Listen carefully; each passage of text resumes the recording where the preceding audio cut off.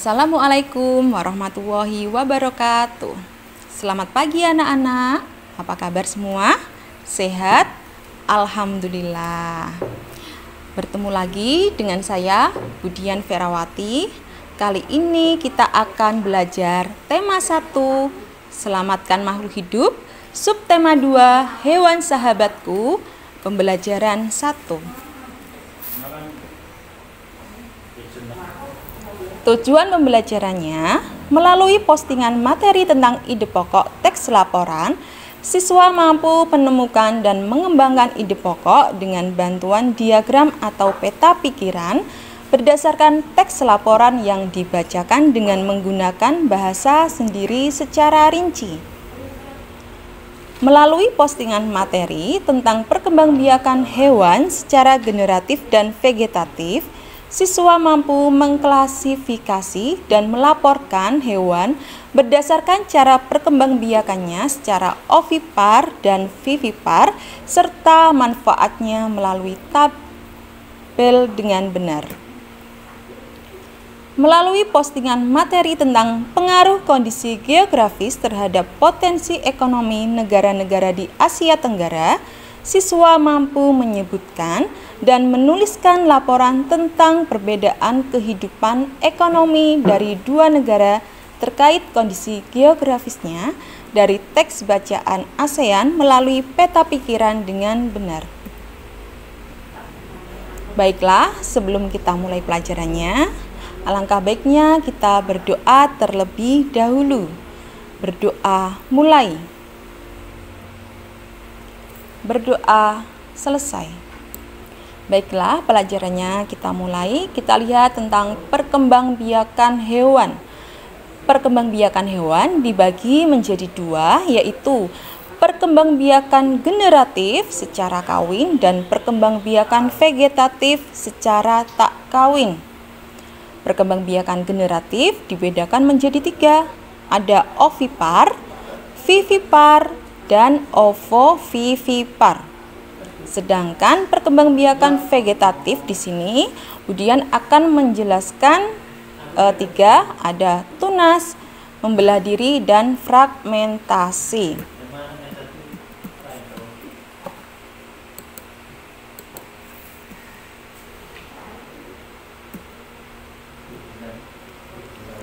Perkembangbiakan generatif. A. Ovipar adalah embrio baru tumbuh di dalam telur induknya. Ciri-cirinya: 1. Tidak berdaun telinga. 2. Tidak memiliki kelenjar susu. 3. Tidak memiliki pori-pori tubuh. 4. Mengerami telurnya. Contoh hewan yang ovipar. Contoh hewan ovipar yaitu bebek, burung, katak, buaya, kura-kura, ikan, ayam, dan pinguin. B. Vivipar atau biasa disebut dengan melahirkan, yaitu embrio baru tumbuh di dalam rahim tubuh induknya. Ciri-cirinya: 1. Mempunyai daun telinga. 2. Memiliki kelenjar susu. 3. Mengalami masa mengandung atau kehamilan. 4. Embrio mendapat makanan dari induk melalui plasenta atau tali pusar. 5. Embrio sempurna dilahirkan dari tubuh induk. 6. Tubuh ditumbuhi rambut. Contoh hewan vivipar yaitu lumba-lumba, paus, dugong, kelelawar, sapi, kuda, kambing, anjing, kelinci, unta, dan masih banyak yang lainnya. Berikutnya ada ovovivipar, yaitu embrio baru tumbuh dan berkembang di dalam telur yang tersimpan dalam tubuh induknya hingga sempurna. Kemudian dikeluarkan melalui melahirkan. Ciri-cirinya: 1. Induk betina bertelur, tetapi telur tidak dikeluarkan atau masih dalam perut induk. 2. Cadangan makanan diperoleh dari dalam telur. 3. embrio berkembang di dalam telur. 4. Embrio sempurna menetas dan dikeluarkan dari tubuh induk bersama pecahan cangkang telur. Contoh hewan ovovivipar yaitu beberapa jenis ular seperti boa, sanca, piton, ikan pari, ikan hiu macan, kuda laut, kadal, buaya, iguana, bunglon, dan masih banyak yang lainnya. Perkembangbiakan vegetatif. Ada tunas. Tunas terbentuk dari dinding tubuh induk yang menonjol. Tunas tumbuh membesar lalu pisah dari induknya. Tunas tumbuh menjadi individu baru. Contohnya hidra, ubur-ubur, anemon laut.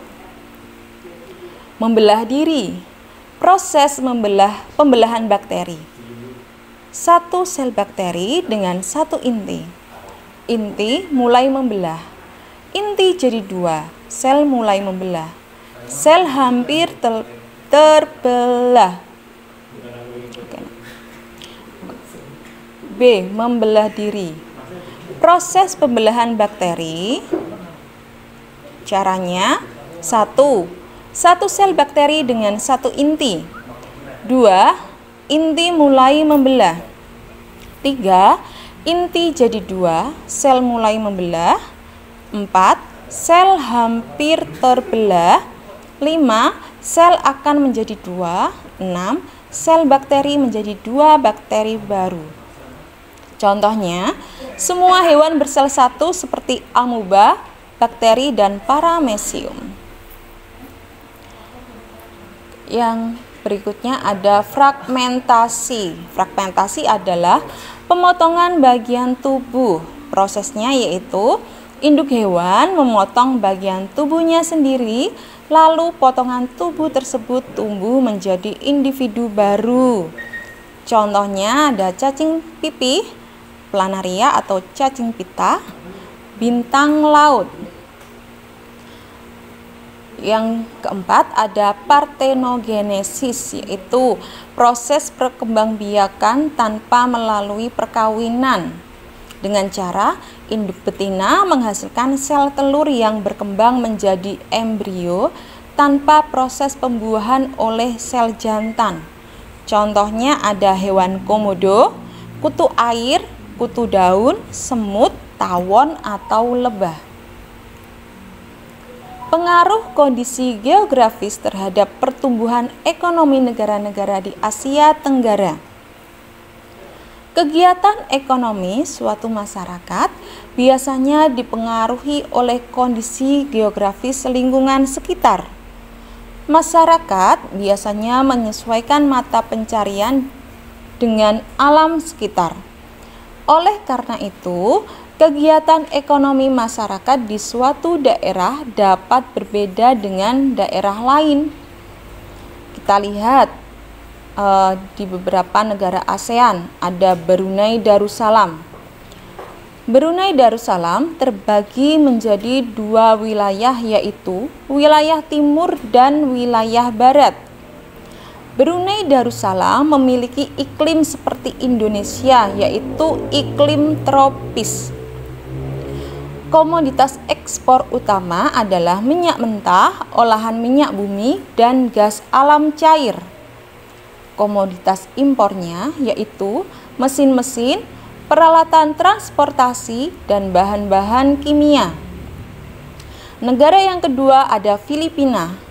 Filipina memiliki banyak gunung api aktif. Filipina memiliki iklim tropis yang dipengaruhi oleh angin monsun. Komoditas pertanian tersebut antara lain beras, kelapa, tebu, jagung, pisang, nanas, mangga, daging sapi, telur, dan ikan.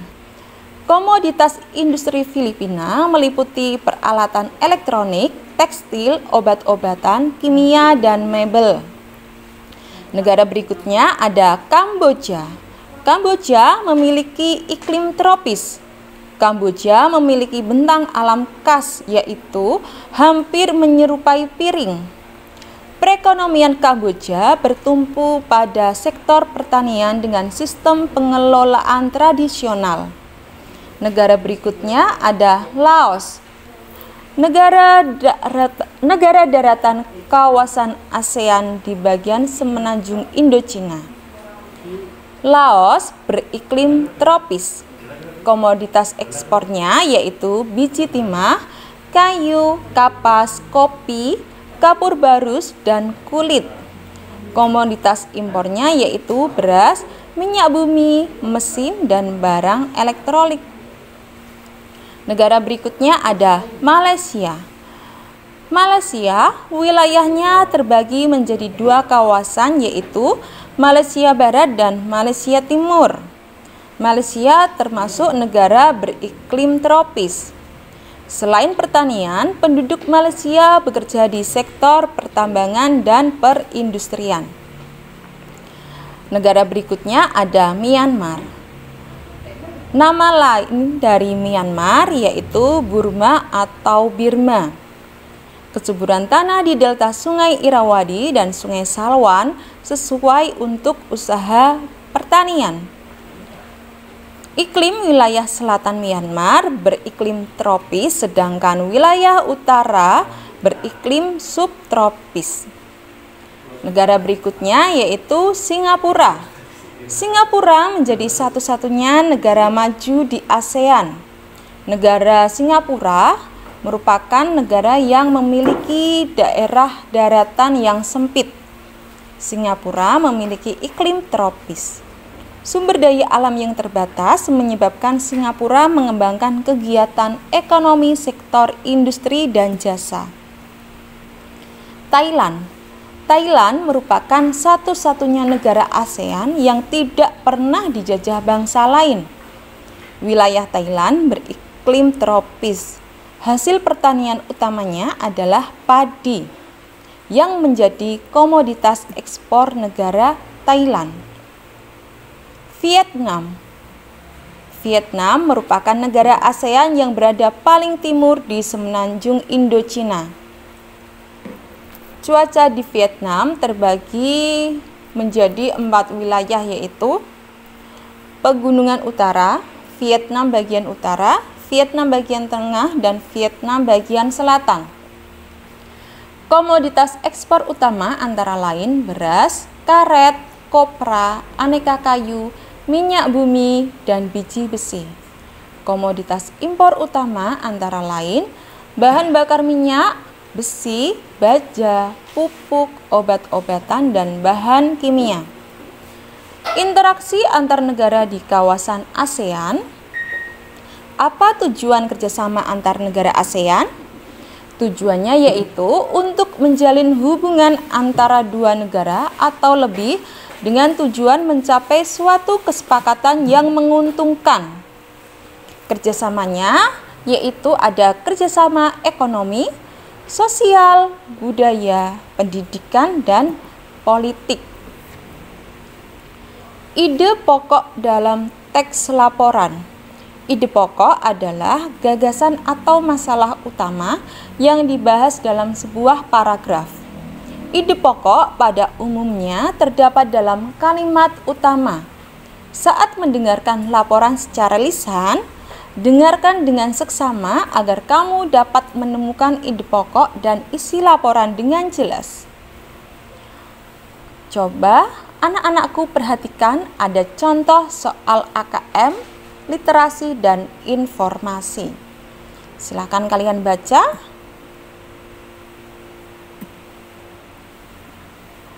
Soalnya yaitu ide pokok paragraf terakhir pada wacana tersebut adalah A. Hal tersebut karena perburuan liar yang dilakukan oleh manusia. B. Saat ini populasi bekantan menurun drastis. C. Hutan tempat bekantan tinggal juga rusak karena penebangan hutan. D. Pohon-pohon yang menjadi tempat tinggal bekantan berkurang. Ya, jawabannya adalah B. Saat ini populasi bekantan menurun drastis. Oke, perhatikan contoh soal AKM numerasi. Perhatikan gambar termometer berikut. Sekarang di Belanda sedang musim dingin dengan suhu 10 derajat Celcius. Setelah turun salju, suhunya turun 17 derajat. Suhu sekarang adalah A. minus 7 derajat, B. minus 10 derajat, C. minus 17 derajat, D. minus 27 derajat. Jawabannya adalah A. minus 7 derajat.